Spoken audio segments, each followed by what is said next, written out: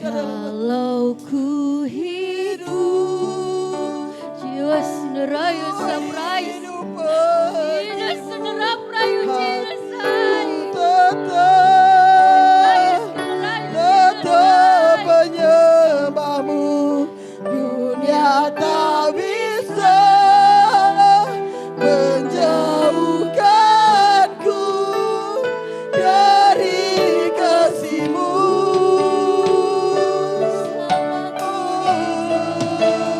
Selama ku hidup bagimu, mataku tetap memandangmu.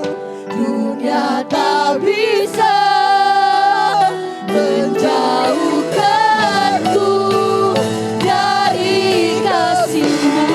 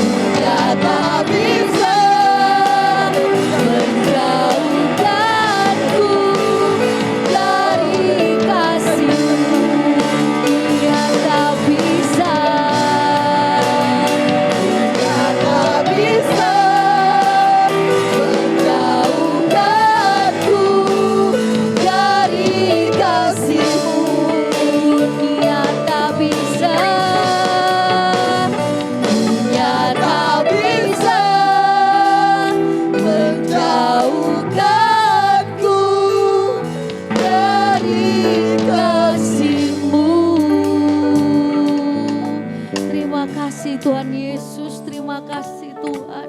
Dunia tak bisa menjauhkan kasih-Mu daripada kami semua yang ada di tempat ini Tuhan. Kami percaya malam ini Engkau ada di tengah-tengah kami. Menjamah, mengurapi setiap kami Tuhan. Sungguh kami rindu lawatan-Mu pada malam hari ini.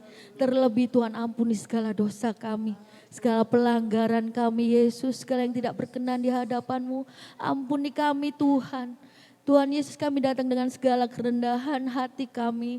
Kami mau Tuhan merasakan lawatan-Mu pada malam hari ini. Jamah setiap kami Tuhan, kami siap menerima lawatan-Mu Tuhan. Terima kasih Yesus, sebentar kami akan mendengarkan kebenaran firman-Mu. Tuhan, kiranya setiap apa yang hamba-Mu sampaikan bisa menjadi berkat dalam kehidupan kami, menjadi rema dalam kehidupan kami, bisa menjadi buah dalam kehidupan kami Tuhan. Terima kasih Yesus. Tuhan, kami juga berdoa buat ruangan ini. Jikalau ada roh-roh kegelapan yang ingin mengganggu Tuhan, kira Kau tengking, Kau usir hanya di dalam nama Tuhan Yesus. Biarlah kuasa-Mu yang berkarya di tempat ini. Terpujilah nama-Mu Tuhan, hanya di dalam nama Tuhan Yesus. Kami sudah berdoa dan mengucap syukur, haleluya, amin. Silakan duduk Bapak Ibu Saudara. Puji nama Tuhan, selamat malam Bapak Ibu, ada haleluya. Semuanya bersuka cita malam hari ini, amin. Nah, hari ini saya akan kembali memulai mengenai pelajaran Roh Kudus yang paling dasar. Jadi kepada Bapak Ibu yang sudah mengerti, mungkin bisa mengalah, karena saya banyak melihat di sini ada anak-anak muda, juga tidak menutup kemungkinan juga kepada orang-orang dewasa yang selama ini masih belum tahu mengenai pelajaran Roh Kudus yang paling dasar.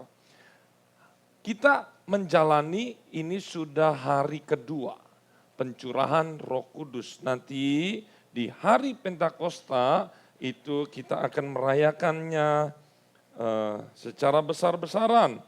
Nah, tetapi yang ingin saya sampaikan mengenai pelajaran tentang Roh Kudus itu yang pertama adalah, mungkin bisa dicatat, bisa diingat. Pertanyaan pertama, siapakah Roh Kudus? Karena ada banyak roh di dunia ini. Manusia punya dua.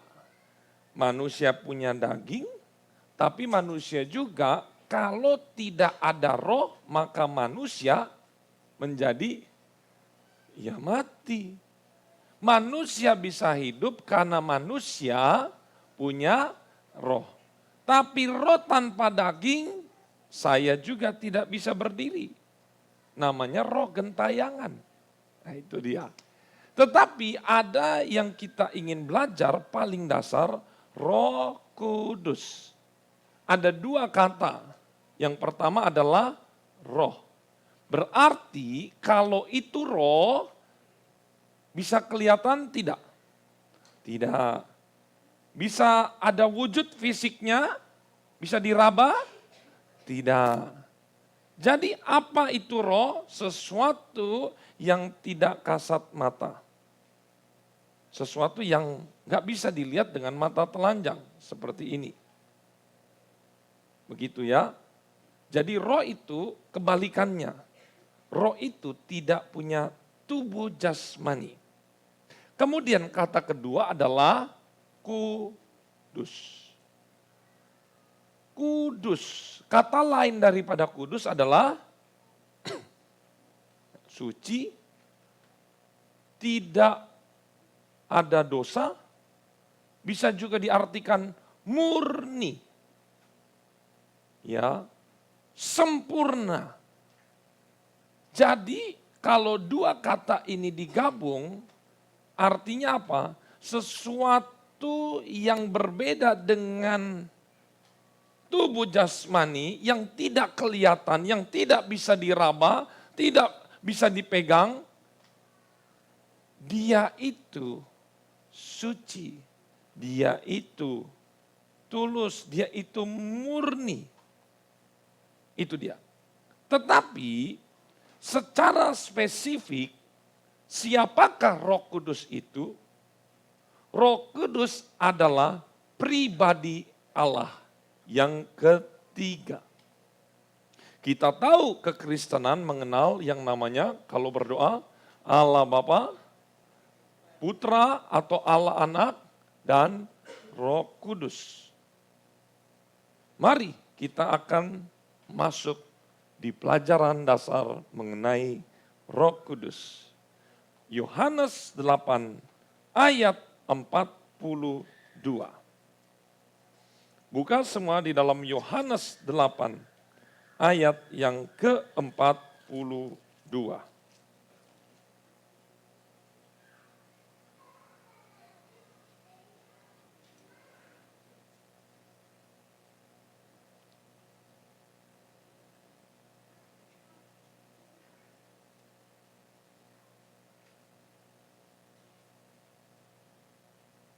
Sudah ketemu semua, katakan amin. 1, 2, 3. Kata Yesus kepada mereka, jikalau Allah adalah Bapamu, kamu akan mengasihi aku. Sebab aku keluar dan datang dari Allah. Stop dulu. Yesus berkata, aku apa? Keluar dan datang dari Allah. Allah ini yang dimaksud adalah Tuhan atau Bapa. Bapak Ibu, kata keluar itu sangat penting untuk menjelaskan Allah Tritunggal. Kalau saya menjelaskan Roh Kudus tidak akan bisa lepas dari menjelaskan tentang Allah Anak. Coba kita mulai bayangkan. Ada Bapa, ada Putra, dan Roh Kudus.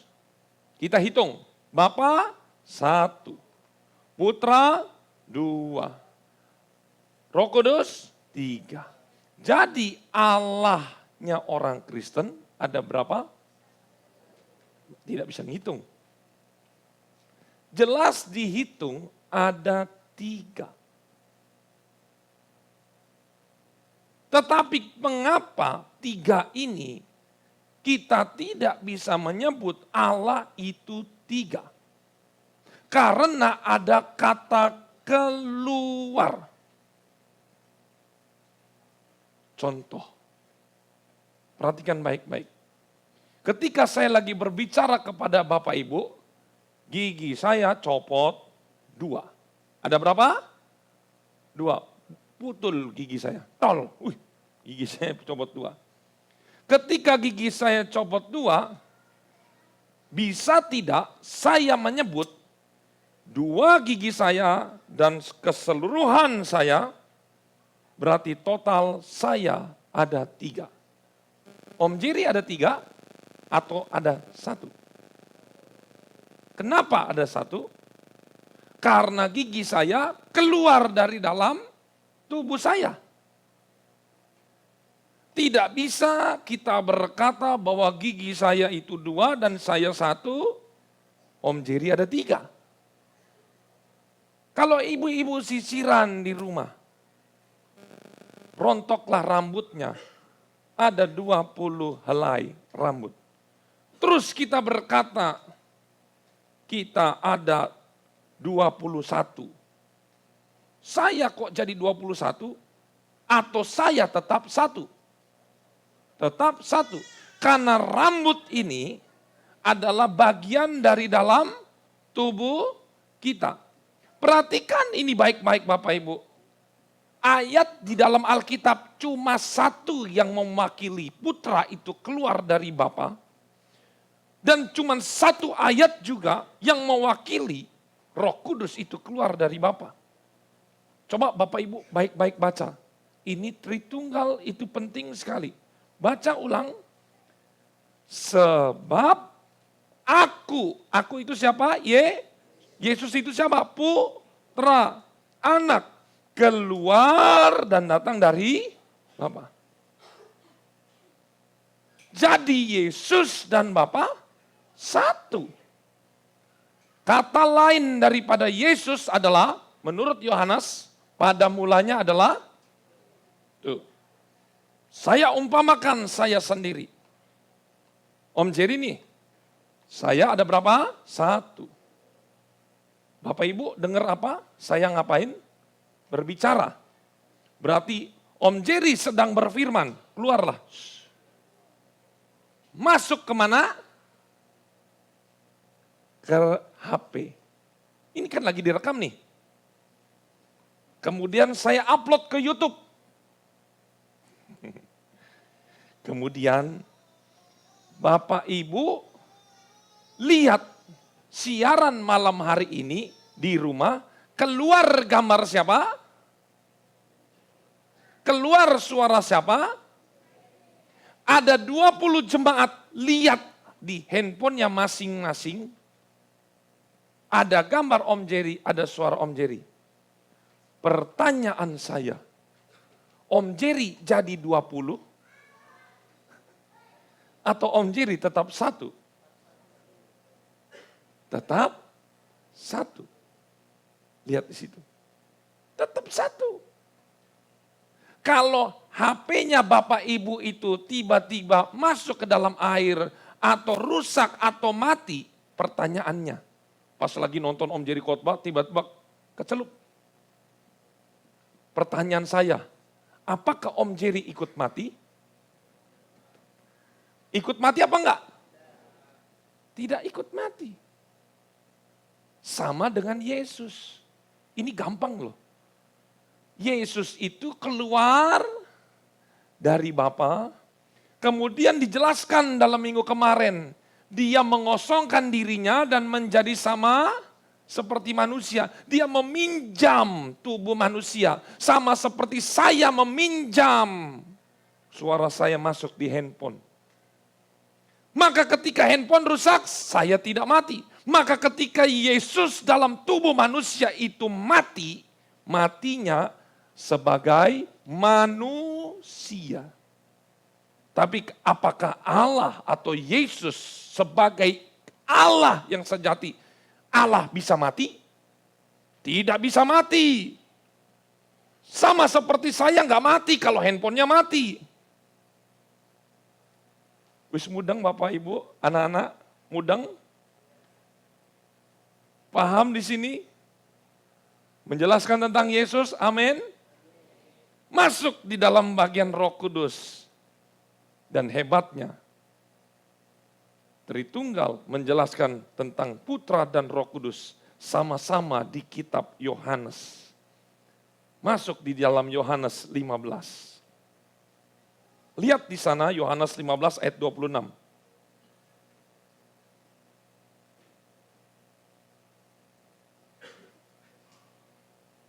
Sudah ketemu? Kita baca 1, 2, 3.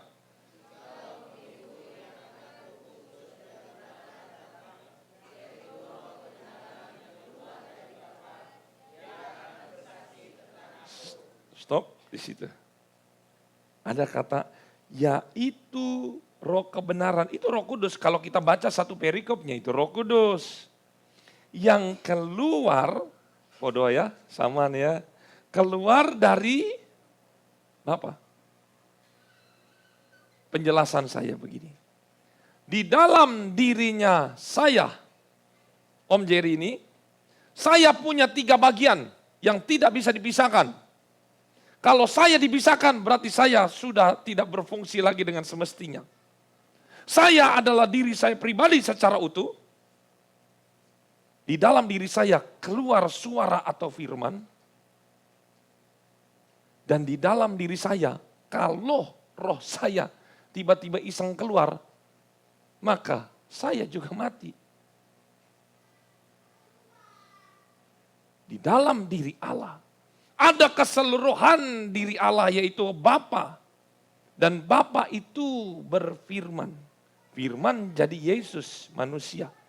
Dan di dalam diri Allah ada rohnya sama seperti manusia. Punya roh, punya firman, dan punya keseluruhan di dalam tubuh ini. Adalah orang yang sangat bodoh. Kalau dikatakan tubuh saya, firman saya, dan roh saya katakan itu ada 3. Itu tidak menjadi suatu kebenaran. Berbeda dengan saya, Pak Eko dan Pak Arnold. Kepalanya ada 3, suaranya ada 3, rohnya ada 3. Itu baru bisa dihitung 3 orang.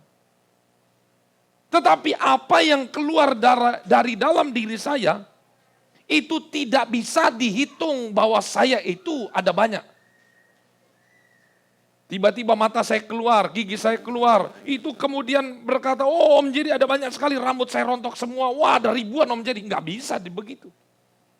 Karena mereka itu semua adalah satu bagian di dalam diri saya. Sampai sini Bapak Ibu, kita harus clear di dalam masalah Tritunggal ini. Amin. Jadi jangan ada lagi yang berkata Allah orang Kristen ada 3. Ketika ada orang yang berkata begitu, kita katakan, kalau rambut kamu rontok 20 dan kamu 1 jadi 20 rambut, kamu berkata bahwa kamu ada 21? Tentu enggak. Karena rambut dan diri kamu adalah satu bagian yang tidak bisa dipisahkan. Ingat, ada kata keluar. Kita masuk di dalam bagian yang inti. Terakhir saya ini. Siapakah Roh Kudus? Pekerjaan apa sehingga Roh Kudus itu harus ada di dalam akhir zaman ini? Masuk lagi di Yohanes 14. Mundur yuk, 2 pasal. Yohanes 14 ayat 16. Kita bicara mengenai Roh Kudus. Yohanes 14 ayat 16. Sudah ketemu Bapak Ibu? Amin. Pelan-pelannya kita baca ya. Amin. Aku akan minta kepada Bapa dan Ia akan memberikan kepadamu. Saya jelasin, penolong yang dimaksud adalah Roh Kudus. Jadi Roh Kudus diberikan kepada manusia sebagai penolong. Yang sama juga fungsinya ketika ada seorang seorang diri, Adam itu diberikan penolong. Yaitu penolong Adam adalah Hawa. Karena sendiri itu nggak baik. Makanya diberikan seorang penolong. Lihat di sini. Aku akan memberikan seorang penolong yang lain.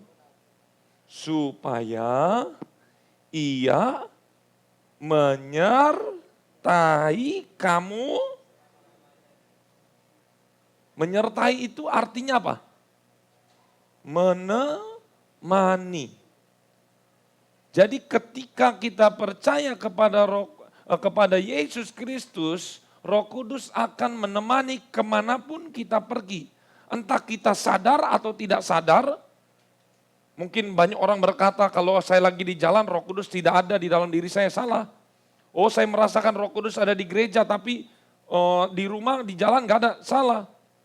Itu hanya perasaan kita. Roh Kudus hadir. Tetapi Roh Kudus itu ketika dia menemani kita, dia 24 jam ada di dalam diri kita. Ayat 17 kita baca yuk. 1, 2, 3. Yaitu roh kebenaran. Dunia tidak dapat menerima dia. Sebab dunia tidak melihat dia. Dan tidak mengenal dia. Tuh lihat. Tidak melihat dia, tidak mengenal, tidak melihat ya karena memang dia itu adalah roh. Nah, ayat berikutnya, tetapi kamu mengenal dia sebab ia menyertai kamu dan akan diam di dalam. Di ayat 18 ini penting. Kita lihat. Aku tidak akan meninggalkan kamu sebagai yatim piatu. Aku datang kembali kepadamu. Bapak Ibu, ini rahasia besar. Jadi begini, Yesus mau naik ke surga, sehingga mereka sendirian, Yesus berkata, nanti yang datang itu adalah penolong yang lain. Maksudnya apa? Bukan Yesus yang seperti sekarang ini fisik, bukan. Tapi aku akan pergi ke surga, dan aku akan mengganti wujudku ini. Ingat, Yesus ketika di bumi terbatas atau tidak terbatas? Terbatas. Kalau Yesus ada di tempat ini, apakah Yesus ada di Jakarta? Enggak ada, enggak bisa. Terbatas karena Yesus meminjam tubuh manusia adalah fisik ini yang terbatas.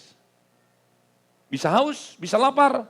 Makanya Yesus perlu kembali ke surga mengganti rupanya yang terbatas ini. Lihat poin baik-baik, rahasia besar di sini. Aku datang kembali kepadamu. Yesus yang terbatas fisiknya, dia naik ke surga dan dia bilang, aku datang lagi. Dalam bentuk rupa yang disebut penolong yang lain. Tuh lihat, penolong yang lain. Makanya dijelaskan di dalam Filipi 1 ayat 19, coba buka dulu. Nggak usah kita buka, lihat aja di LCD. Filipi 1 ayat 19, lihat di sini Bapak Ibu. Di sana dikatakan, karena aku tahu bahwa kesudahan semuanya ini ialah keselamatan oleh doamu dan pertolongan. Baca baik-baik. Roh Yesus Kristus. Ada kata apa sebelum Yesus Kristus? Roh. Karena apa? Karena Yesus Kristus waktu Paulus menuliskan ini, dia sudah ada di mana Yesusnya? di surga. Apakah bentuk Yesus di surga seperti ini? Tidak. Bentuk Yesus adalah roh. Katakan roh. Makanya disebut roh Yesus Kristus. Nah itulah yang menjadi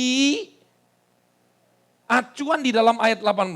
Aku datang kembali kepadamu dalam bentuk yang lain yang tidak terbatas. Jadi boleh saya katakan bahwa Roh Kudus adalah Yesus Kristus. Kenapa tidak? Roh Kudus adalah rohnya Yesus Kristus penolong yang lain. Jadi Bapak Ibu, kalau kita berdoa, Roh Kudus tolong kami. Apakah Yesus marah? Kamu kok doanya sama Roh Kudus? Kenapa kamu gak berdoa di dalam nama Yesus?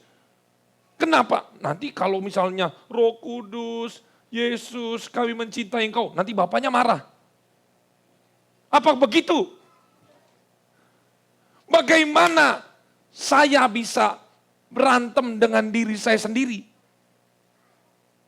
Saya, suara saya, dan roh saya adalah satu. Yang bisa berantem itu kalau gundulnya beda, kepalanya ada 3.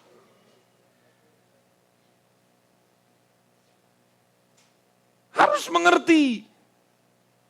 Makanya nanti kita di rumah, kita pas lagi berdoa, Bapa kami mengasihimu. Tidak akan mungkin Yesus datang. Ke kamu kok ngomong Bapa terus. Kenapa kamu tidak berdoa di dalam Yesus? Karena Bapa, Anak, dan Roh Kudus adalah satu. Apakah saya cemburu sama suara saya? Bapak Ibu, lihat baik. Apakah saya cemburu sama suara saya? Kalau saya cemburu sama suara saya, berarti saya dan suara saya itu tidak satu. Apakah saya dan roh saya itu cemburu, saling bertentangan? Tidak. Oleh karena itu, malam hari ini sudah jelas siapakah Roh Kudus itu. Dan kita sudah buka Roh Kudus ini. Besok kita akan melihat hal-hal yang lain.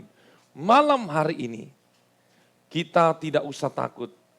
Kalau nanti ada kita merasakan panas, kita merasakan dingin, kita merasakan gemetar, kita merasakan sesuatu yang tidak masuk di akal kita. Ingat, jangan takut. Izinkan Roh Kudus itu bekerja. Jangan keraskan hati. Mari kita masuk di dalam doa. Saya serahkan kepada pemimpin pujian.